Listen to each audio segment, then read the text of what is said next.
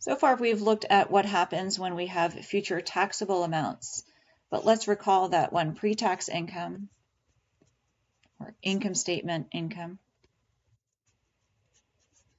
is less than taxable income now,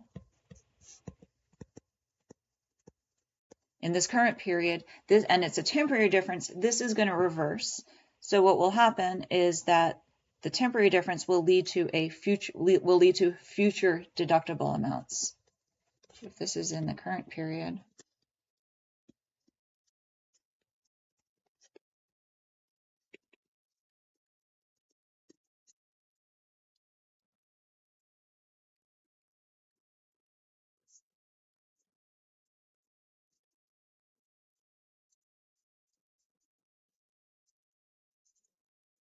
so what we're saying is our taxable income is higher than our pre-tax income now, but in the future we're going to see some tax savings on the actual tax form, always compared to what we see on the income statement.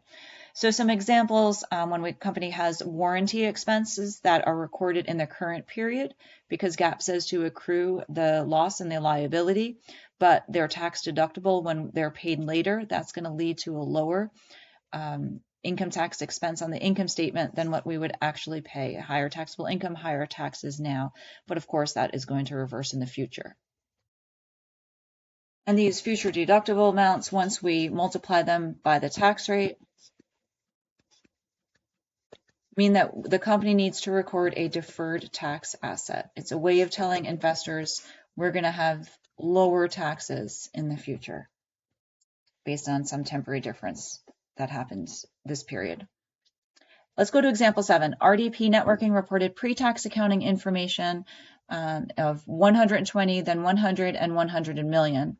The income statement includes an $80 million warranty expense that's deducted for tax purposes when it's paid in 2025 and 2026. The income tax rate is 25%. We need to record the journal entries for income tax expense at each of the 3 years. Before we get to that, let's write this out. Let's create our schedule. What's going to happen 2024, 2025, 2026. And let's also look at the total amount so that we can see that in total, nothing changes. It's just simply a timing difference. Pre-tax income in 2024 is 120, and then it's 100, and then 100. We have warranty expense on the income statement.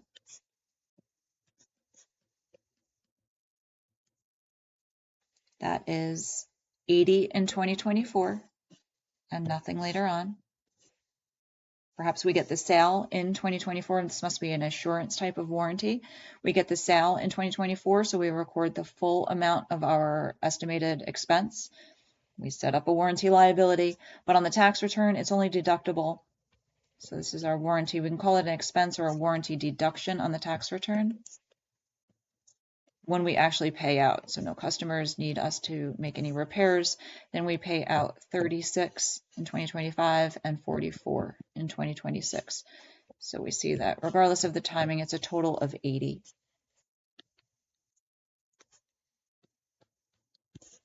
We can think of it as positive versus negative.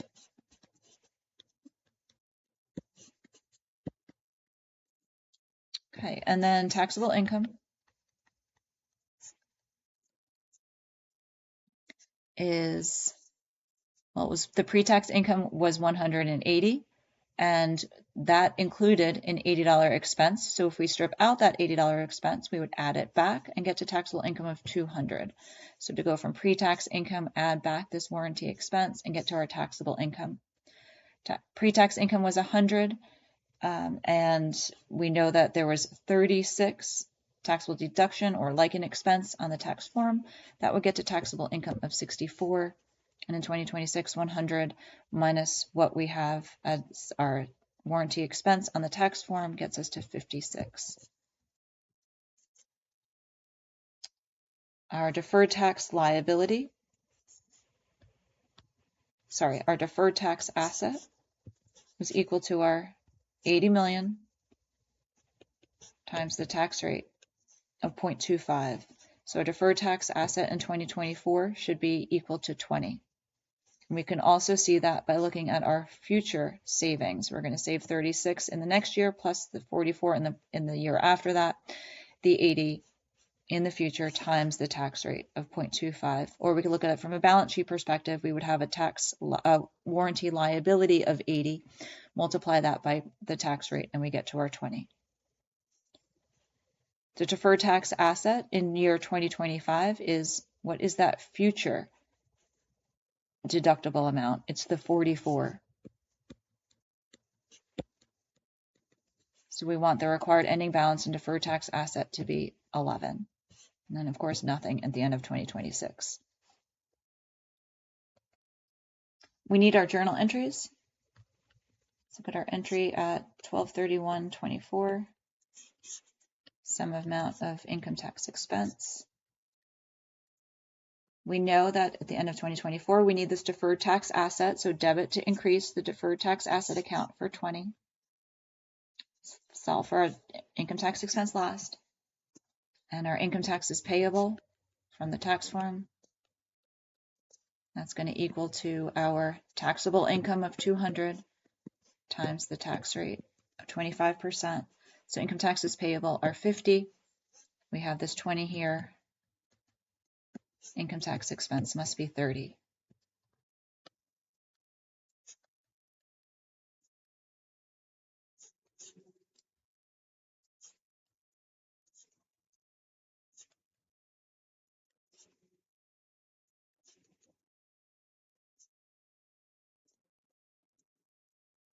Income taxes payable would be our taxable income of 64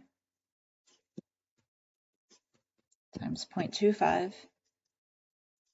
Income taxes payable 16. We need to know, what do we do with the deferred tax asset? It was 20. The required ending balance is now 11. So I see that I need to decrease it by 9. Start off with the beginning balance at the end of 2024 of 20. And now I want it to be 11. So I need to credit to decrease it by 9. So I'm going to credit the deferred tax asset by 9. And income tax expense is equal to 9 plus 16, 25. The end of year 3.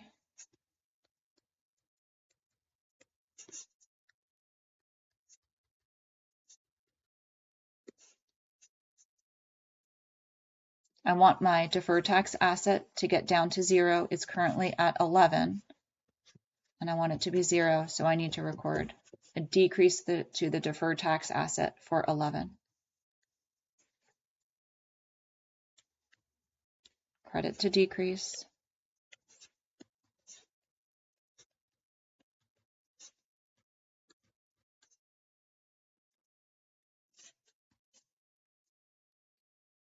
Taxable income, 56 times 0.25, 14.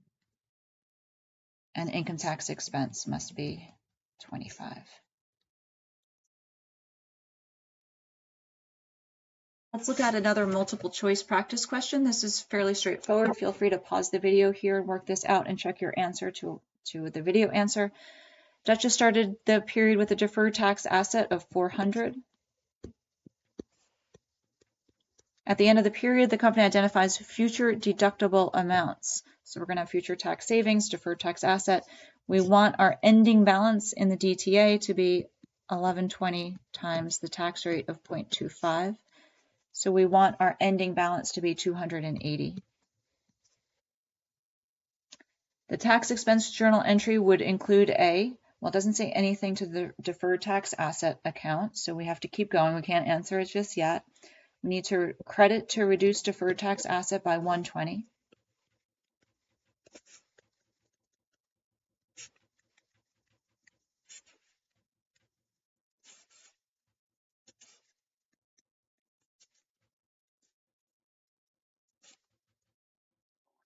The company calculates taxes payable will be 200, so income tax expense must be 320 with a debit. Part C, answer C. Example 9, Tomorrow Publications has pre-tax accounting income of $100,000 in each of 3 years, 2024, 2025, and 2026. Let's start by writing this out.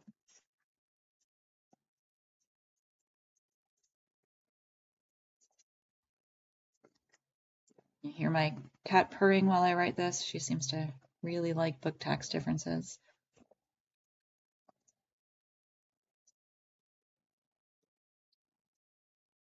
The income statement does not include $80,000 of magazine subscriptions received that year for 1 and 2 year subscriptions. Instead, that revenue will be recognized in the next year, as people typically pay for magazines 1 full year in advance or 2 full years in advance. $60,000 in the following year and $20,000 in the year after that.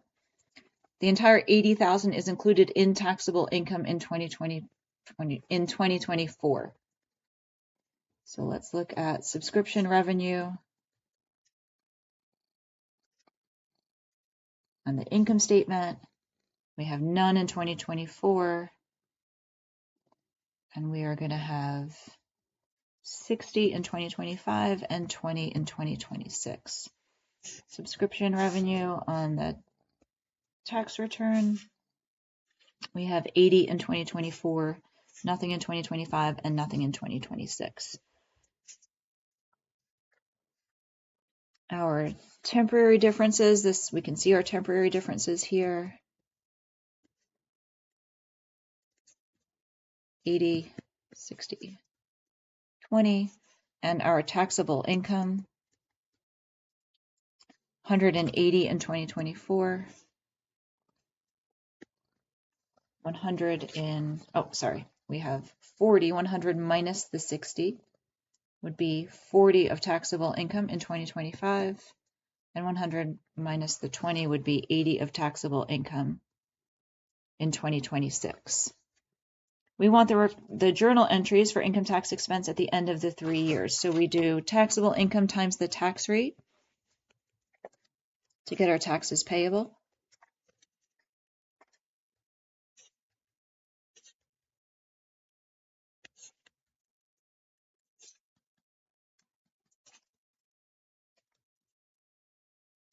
And we will have 45, 10, and 20. But we also need to know about our deferred tax asset amounts. So let's say in 2024, we are thinking we are going to have an $80 deferred tax, future tax savings, future deductible amounts. So in 2024, a deferred tax asset should be 80 times 0.25, which will be 20. In 2025, our deferred tax asset is going to be related just simply to the 20. And so that will be 5. And at the end of the 3rd year, our temporary difference has fully reversed, so it will need to be 0. Now let's work through our journal entries.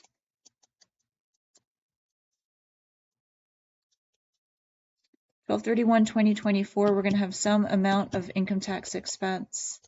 That'll be our plug number. We want to record this deferred tax asset of 20, and we have income taxes payable of 45. So our income tax expense must be 25. The entry 12/31/2025.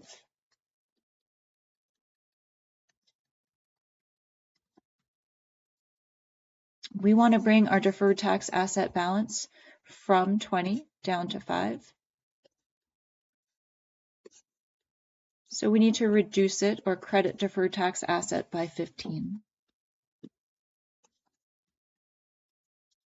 And we have income taxes payable of 10.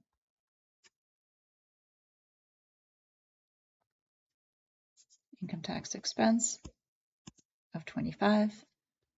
And then the entry at 12/31/2026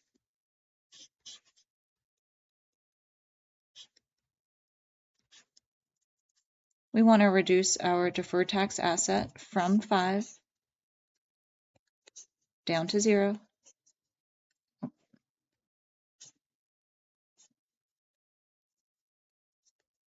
Down to 0, so we need to reduce it an additional 5.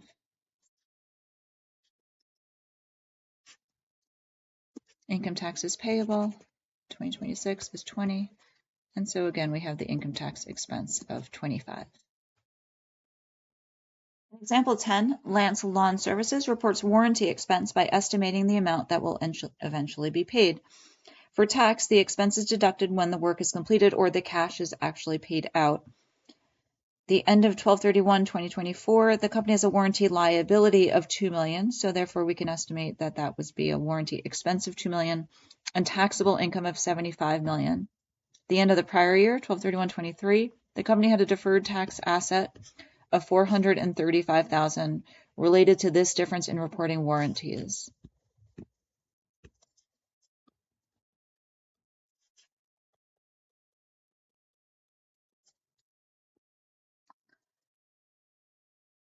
So because the company has a warranty liability of $2 million, that means we want our balance in the deferred tax asset account to be $2 million times 0.25, or $500,000.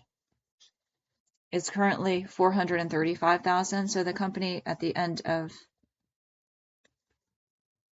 this is our required balance, we need to get it there, so we need to add $65,000 in our entry for income tax provision. So our journal entry, some amount of income tax expense,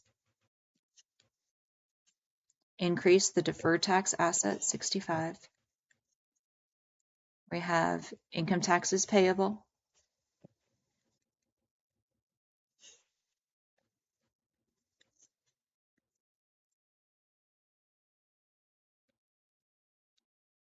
taxable income of $75 million times 25%. Now this works out to be $18,750,000. So I'm going to need to put these into numbers, into whole numbers, rather than simply thousands. 18.75 million for income taxes payable, 65,000 for the deferred tax asset, and then the difference is going to go to income tax expense, which is going to work out to be 18,685,000. And finally, example 11. The following information pertains to Richards Refrigeration. We have temporary differences between income statement amounts and the tax basis, book value, so we're taking a balance sheet perspective, and the tax basis of each of the following items. Buildings and equipment, we have on the income statement or the balance sheet, we have a higher book value on the balance sheet than we have on the tax basis. So more depreciation expense has been recorded on the tax form. So there's going to be future taxable amount. We see this future taxes higher by 30,000 or 30 million times 25%. So this is the future taxable or deductible amount multiplied by the tax rate, and we get to the DTA or the DTL. Okay, so future taxable amount times 0.25 is going to give us a deferred tax liability of 7.5. Prepaid insurance has a book value but no tax basis, so all the insurance the cash that was paid for insurance was fully deductible. So our taxable income was lower than our pre-tax income, so we have a deferred tax liability of 12.5. And we recorded an expense on this liability. If this is some sort of a lawsuit loss, 25, and that will be recorded when paid out sometime in the future. So tax basis of 0. So this is going to be a future deductible amount, future reduction to our taxes. This is going to be a deferred tax asset of 6.25. There were no beginning balances in any of these deferred tax liability or asset accounts. Pre-tax accounting income was 200 million, taxable income was 145 million. The tax rate, as always, 25%. Determine the amounts necessary to record income taxes for 2024 and record the appropriate entry.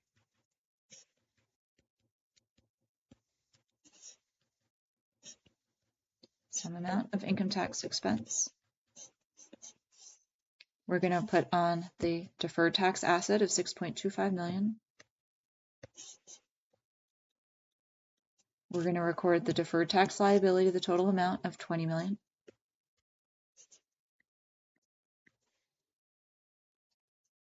And we're going to record income taxes payable.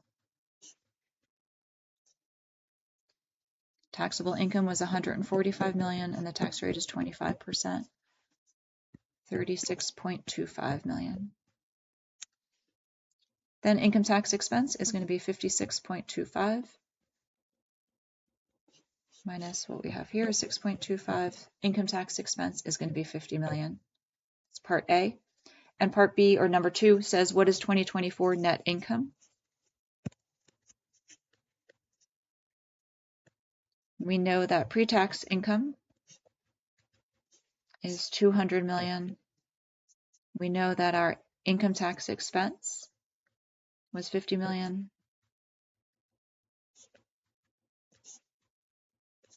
So net income must have been 150 million.